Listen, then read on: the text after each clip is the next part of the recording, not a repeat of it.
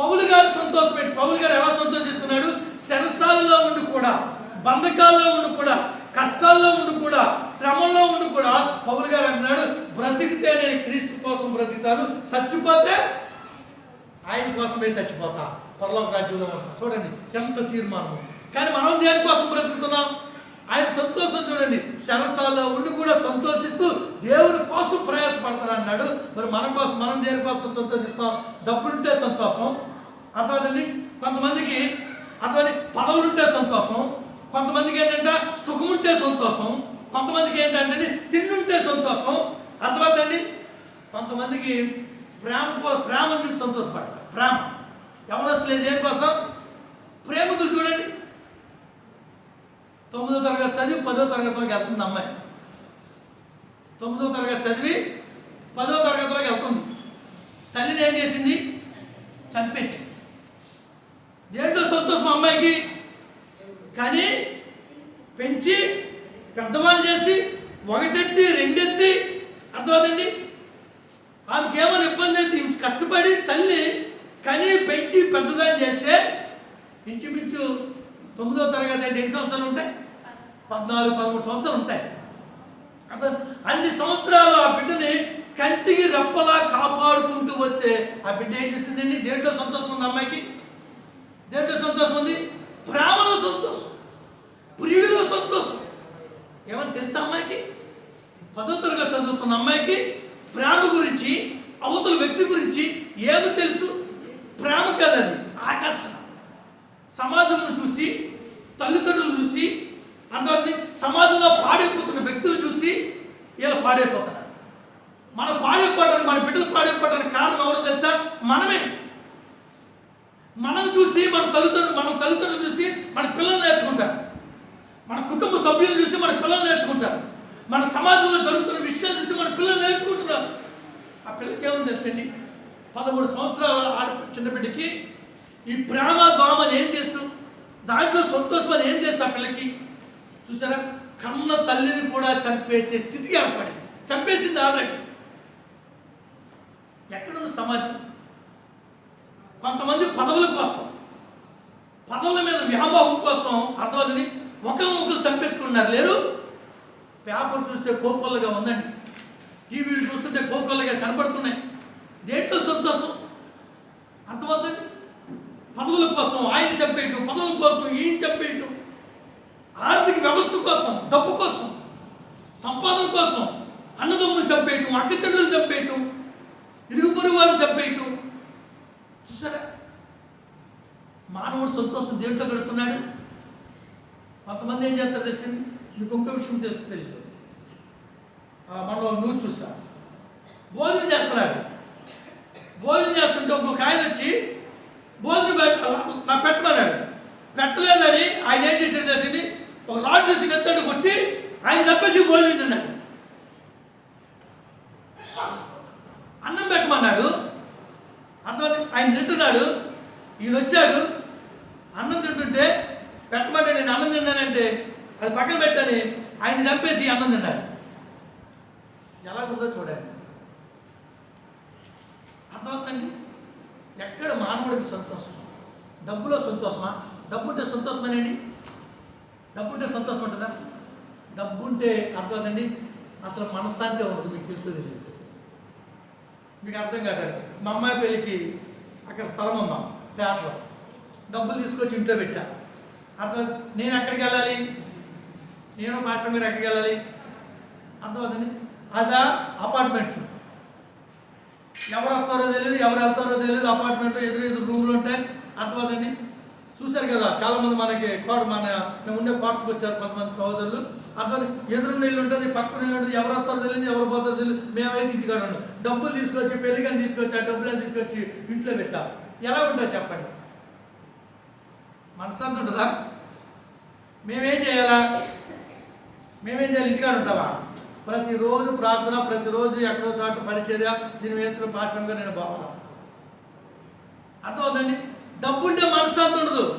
మరలా నేను ఏం చేశాను, మధ్యలో మా కిషోర్కి ఫోన్ చేసి, అబ్బాయి ఇంటికాడ తాళం వేసుకుందో చెక్ చేసి అబ్బాయి వెళ్ళని చెప్పేవాడిని. ఎందుకని? ఏమన్నా తాళం అంటే దెబ్బ కొట్టి పట్టుకుపోతే నేనేం చేసేది? పెళ్ళి ఏమవ్వాలా? అర్థమవుతుందండి. అవి కూడా ఏంటి, స్థలం అని స్థలం అమ్మేసిన డబ్బులు, ఉన్న స్థలాన్ని అమ్మి పేటలో స్థలాన్ని ఆ డబ్బులు తీసుకొచ్చి ఇంట్లో పెట్టి పెళ్లికి దాచిపెడితే అర్థం. అవి పట్టుకెళ్ళిపోతే ఏంటి పరిస్థితి? డబ్బుంటే మనశ్శాంతి ఉంటుంది, డబ్బుంటే అసలు మనశ్శాంతి ఉంటుంది. అందుకనే దావీదు గారు ఏమన్నాడంటే, అయ్యా నాకు ఎక్కువ వద్దు తక్కువ వద్దు, నాకు ఎక్కువ వద్దు తక్కువ వద్దు, నాకే నాటికి ఆ నాటికి నాకు దయచేయ. ఎక్కువిస్తే దేవుడు ఎవడంటానేమో, తక్కువిస్తే దొంగతనం చేస్తానేమో, నాకు ఎక్కువ వద్దు తక్కువ వద్దయా, సమానంగా ఈ ప్రభువా అని దేవుడిని అడిగాడు. డబ్బులో సంతోషం ఉంటుంది చెప్పండి, డబ్బుంటే సంతోషమా? నాకు డబ్బుంటే బాగా సంతోషం అన్న చేతులు పైకెత్తండి. నాకైతే సంతోషం లేదండి. డబ్బుంటే కష్టాలు ఎక్కువ అవుతాయి. అర్థమవుతండి. ఫోన్లు వస్తూ ఉంటాయి పద్దాగా, వారికి ఇవ్వాలని వీరికి ఇవ్వాలని వాళ్ళని ఈదని అబ్బో సమస్యలు మామూలు సమస్యలు కాదు. రైట్. డబ్బులో సంతోషించే మానవులు ఉన్నారు.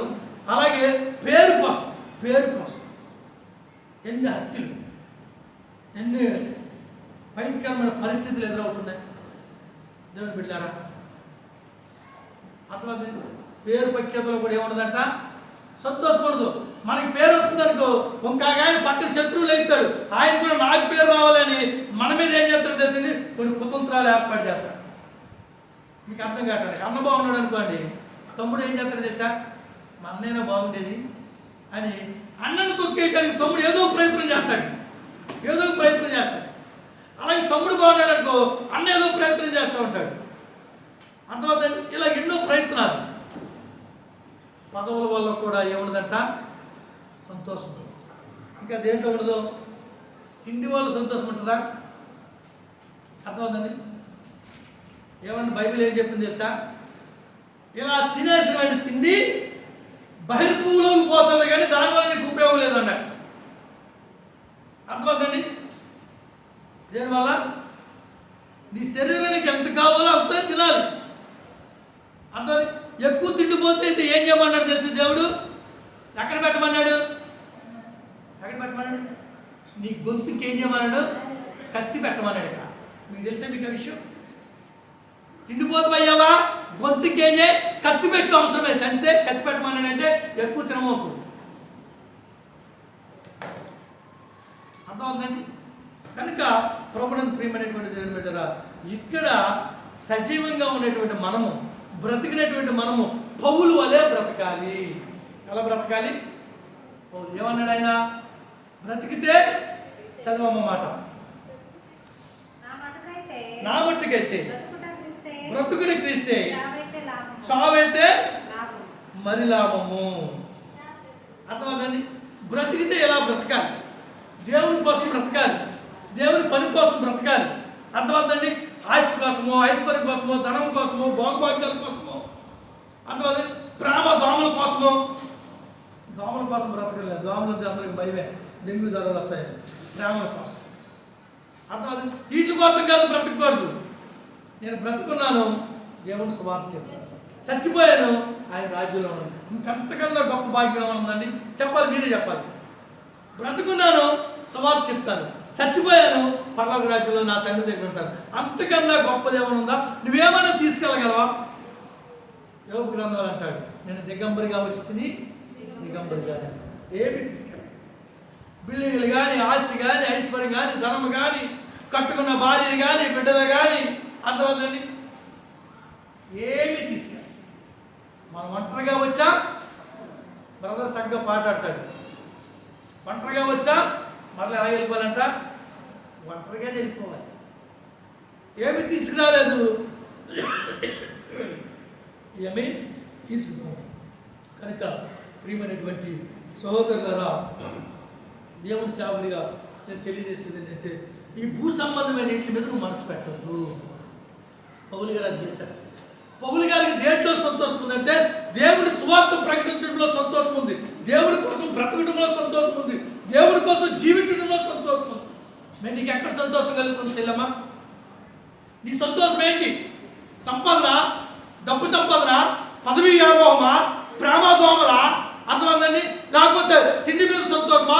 దేని మీద నువ్వు సంతోషపడుతున్నావు? దేని గురించి ఆనందపడుతున్నావు? దేని గురించి నువ్వు సంతోషపడుతున్నావు? దేవుడి కోసం సంతోషపడి ఈ భూ సంబంధమైన అన్నింటిలో కూడా నువ్వు సంతోషించినట్లయితే కనుక వ్యర్థము వ్యర్థము వ్యర్థమని ప్రసంగి భక్తులు ఏమన్నాడు తెలుసా?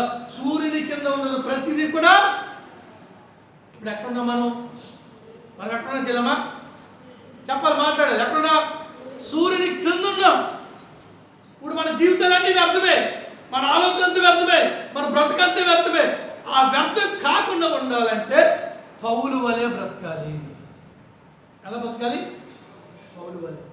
ఈయన జీవించాడు, శంసాల్లో జీవించినా కానీ దేవుడి కోసం జీవించాడు. శంసాల్లో బ్రతికినా కానీ దేవుడి కోసం బ్రతికాడు. శంసాల్లో జీవించినా కానీ గొప్ప జీవితాన్ని జీవించాడు. ఇంకో విషయం తెలుసండి, శంసాల్లో ఉన్నటువంటి పౌలు గారు ఆ శంసాల్లో 3 డ్యూటీలు ఉంటాయి. 2 డ్యూటీలు ఉంటాయి. A shift, B shift, C shift. మీకు ఉన్నాయా లేవా? పనికి వెళ్ళే వాళ్ళు ఉన్నాయి లేవండి. అక్కడ సెక్యూరిటీ గార్డు ఉంటారు, జైలు దగ్గర సెక్యూరిటీ గార్డు ఉంటారు, సెక్యూరిటీ ఉంటారు. అర్థమైంది? వచ్చిన సెక్యూరిటీ కల్లా ఏం చెప్పేవాడు తెలిసి సువార్త చెప్పేవాడు. ఆయన మారు మనసు పొంది రక్షణ పొందేవాడు.